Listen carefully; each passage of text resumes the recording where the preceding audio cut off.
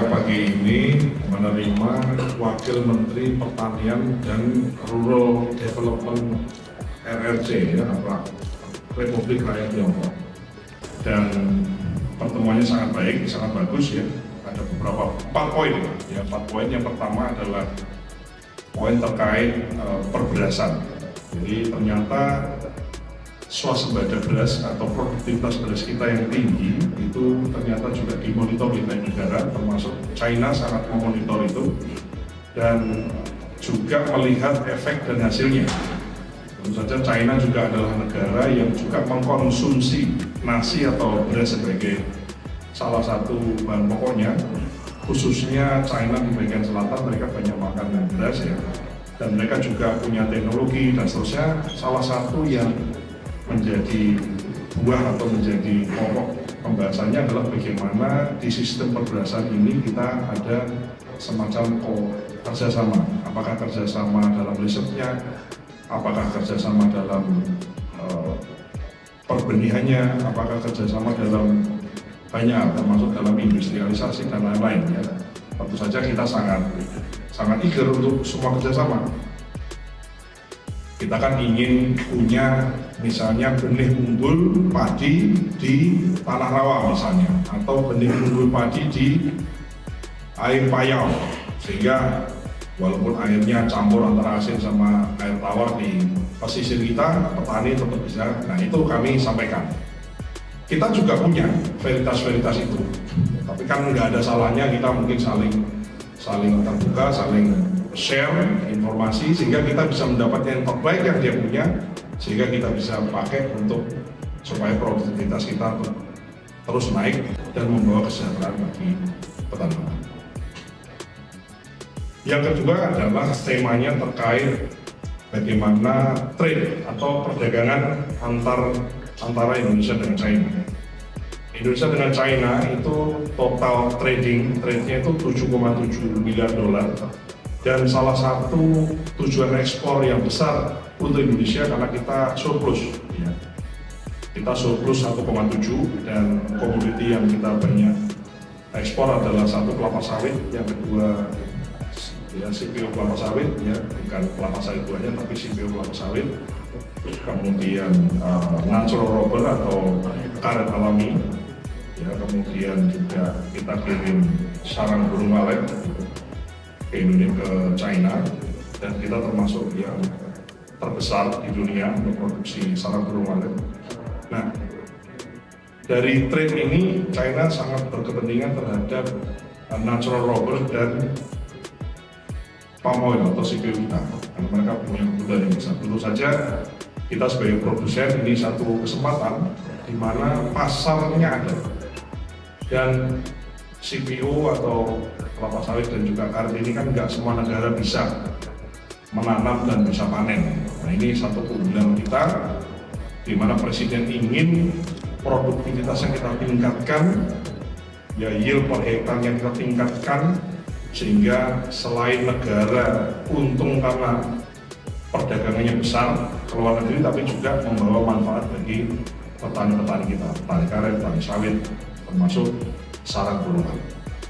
Yang ketiga poinnya adalah terkait livestock. Livestock itu terkait peternakan, terkait urusan hewan. Kita itu punya interest terhadap China, yaitu kita ingin menggolkan, ini bukan livestock tapi ini satu hal tadi, bagian dari trading tadi, trade tadi, dari perdagangan adalah durian. Indonesia itu produksi durian besar, dan hampir juga besar sekali kita juga ekspor ke luar negeri. Nah ternyata yang konsumsi durian besar itu salah satunya adalah China. Sementara kita banyak ekspor ke negara lain, nah negara itu ekspor lagi ke China. Maka salah satu permintaan dari kita adalah bagaimana kita bisa langsung mengakses pasar durian China langsung tanpa harus melalui negara lain. Gitu. Nah itu sepertinya sih bukan hal yang sulit, jadi sih sudah direspon, insya Allah ini kita follow up terus Pak ya, sehingga bisa. Yang kedua adalah Indonesia ini produsen sarang burung walet terbesar di dunia. 80% sarang burung walet yang beredar di dunia ini itu berasal dari Indonesia. Dan yang mengkonsumsi paling besar itu adalah RRC atau China. Dan juga kita ekspor ke Amerika, ke Kanada, kemana-mana. Yang makan juga adalah orang Asia yang ada di negara-negara ini, di Eropa atau di Amerika. Kita menginginkan bagaimana lebih banyak lagi kita bisa ekspor secara peluang lebih banyak lagi ke China, dan juga lebih banyak orang bisa involve dalam atau terlibat dalam bisnis ini. Karena apa? Karena sarang burung walet ini kan banyak smallholder kan ya, banyak petani-petani kecil di desa-desa. Tentu saja ini kalau kita tembus ini semua kita bisa dapatkan, ini insya Allah bisa membawa tambahan kesejahteraan. Yang ketiga adalah permintaan kita ke China terkait poultry atau terkait ayam perunggasan.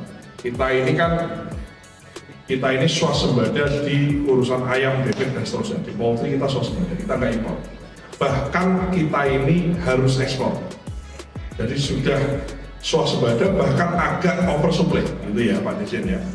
Maka kita juga ingin, ini China ini 1,3 miliar Pak. Ya, ini pasar yang besar tentu saja, dan kita ingin daripada kita ekspor poultry kita ke negara lain lagi, terus negara itu kemudian ekspor lagi, ya kita ingin bagaimana kita punya akses langsung sana.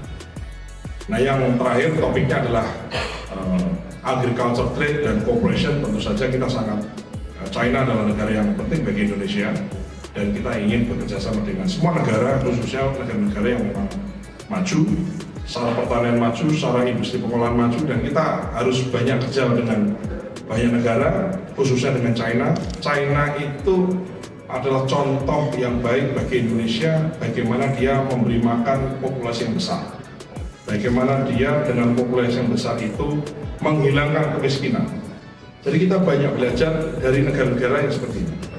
Bagaimana pertanian maju, bagaimana meningkatkan yield per hektar, bagaimana meningkatkan ekonomi di pedesaan dan seterusnya. Jadi relatif agak mirip-mirip sama Indonesia, dengan skala yang Indonesianya relatif lebih kecil dibandingkan China. Tentu saja dengan populasi yang besar, tantangannya itu lebih besar. Nah, kita ingin belajar dari situ. Kami tegaskan bahwa Indonesia adalah negara yang sangat kooperatif dengan siapapun, sebagaimana Pak Presiden selalu sampaikan, 1,000 friends to few dan 1 enemy to many. Jadi kita ingin bekerja sama dengan siapapun, selama kerjasama itu menguntungkan kepentingan nasional kita. Kalau di pertanian, apa kepentingan nasional kita? Adalah meningkatkan produksi, mengurangi impor, menaikkan ekspor, ya, menambah devisa, dan harus membawa manfaat kesejahteraan bagi petani kita. Itu aja. Saya kira itu mungkin update-nya. Terima kasih.